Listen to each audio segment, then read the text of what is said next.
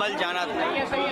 हम सब लोग शांति के पक्ष में हैं। वहाँ शांति हो, लोगों को न्याय मिले और न्याय मिलना जरूरी है। लोग और जो प्रशासन बातें समय समय पे कह रहा है वो सरकार के इशारे पे कह रहा है। जिसने इतना प्रतिबंध लगाया, ये प्रतिबंध और इतनी तैयारी फोर्स की अगर पहले होती तो इतनी बड़ी घटना नहीं होती। लोगों को न्याय का भरोसा दिलाना इस सरकार की जिम्मेदारी है। न्याय और लोगों को न्याय मिलेगा, इसके लिए प्रशासन और सरकार की जिम्मेदारी बड़ी बनती है। लेकिन जो कुछ संभल में हुआ है, पहले दिन जब सर्वे हुआ किसी को आपत्ति नहीं थी, सभी लोगों ने मिलकर के सर्वे कराया।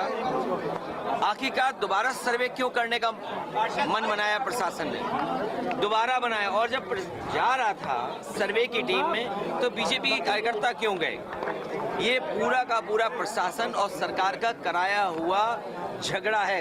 अन्याय अगर किसी ने किया तो सरकार और प्रशासन ने मिलकर किया है। उन्हें न्याय मिले, वहाँ के लोगों का न्याय मिले, शांति हो। और शांति बीजेपी कभी पसंद नहीं कर सकती। शांति होगी तो विकास और खुशहाली होगी, लोग खुशहाली और आगे बढ़ने का सोचेंगे। लेकिन बीजेपी जानबूझ करके कह रहे हैं डेलीगेशन नहीं जाने दिया। और कब तक अंतर्गतवा डेलीगेशन या लोगों को मिलने तो आप देंगे ना?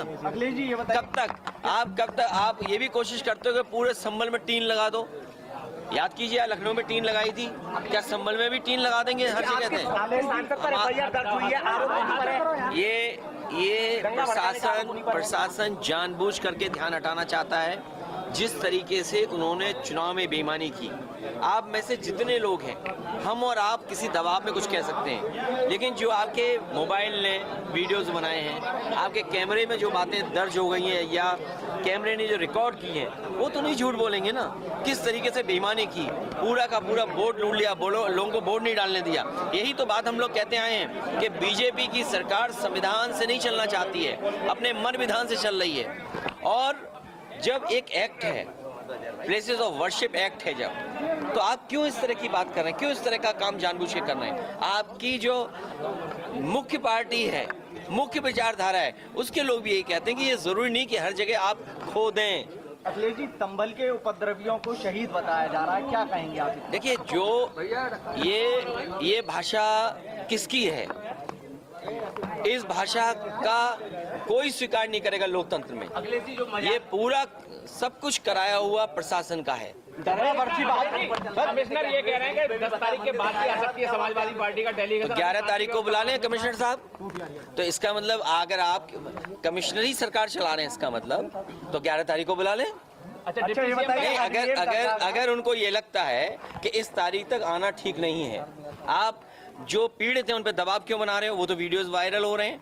तो सुप्रीम कम से कम इस बात को ऑब्जर्व करेगा कि कैसा दबाव बनाया जा रहा है। अजमेर की जो दरगाह है, अजमेर वाली दरगाह को लेकर क्या कहना चाहिए? प्लेसेस ऑफ वर्शिप एक्ट के बाद इस तरह की बात उठाना, भारतीय जनता पार्टी जानबूझ करके इस तरह का माहौल बना रही है। जितने भी लोग हैं, ये सब भारतीय जनता पार्टी के समर्थित लोग हैं।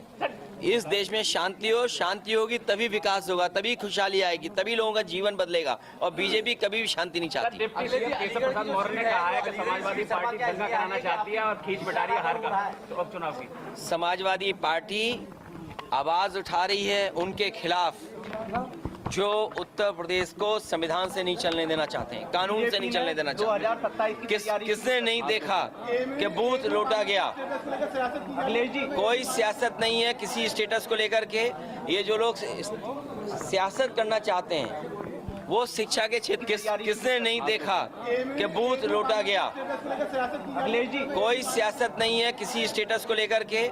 ये जो लोग सियासत करना चाहते हैं वो शिक्षा के क्षेत्र में कोई काम नहीं करना चाहते। हमारी उनकी कोई तैयारी नहीं है। इस बार जनता उनको हराने जा रही है। जनता ने तैयारी कर ली है कि जिस तरीके से उन्होंने कुदरी है, वो वोट की लूट जनता कभी लोकतंत्र में स्वीकार नहीं कर सकती जो है। एक विधानसभा बची है उसमें किस तरह के परिणाम लग रहे हैं आपको? उसमें मैं तो कहूंगा अलीगढ़ के पूरे मीडिया के लोग, आपके माध्यम से पूरे देश के मीडिया के लोग और दुनिया के मीडिया के लोग आए कि कितना अच्छा लोकतांत्रिक व्यवस्था यहाँ पर है, कि कितनी आज़ादी के साथ लोगों